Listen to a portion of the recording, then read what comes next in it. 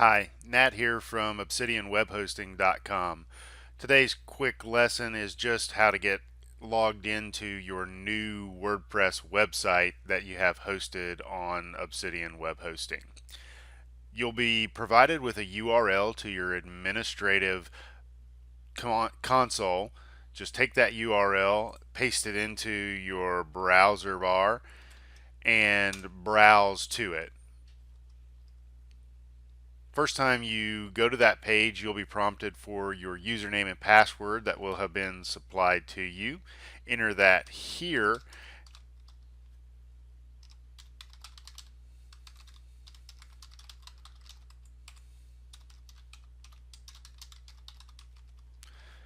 And click the login button.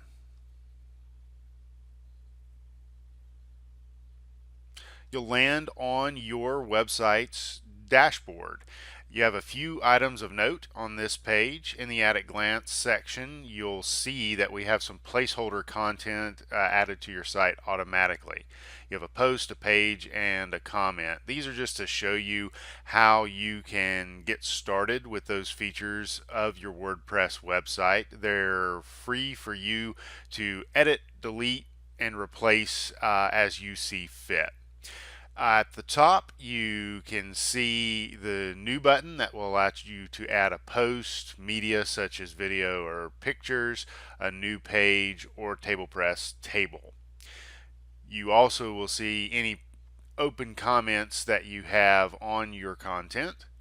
And in the left navigation panel, you have navigation buttons for your posts, for again your media library, or to add new media, your pages, any comments, and setting up your contact information, accessing your profile or tools available to you on your WordPress website.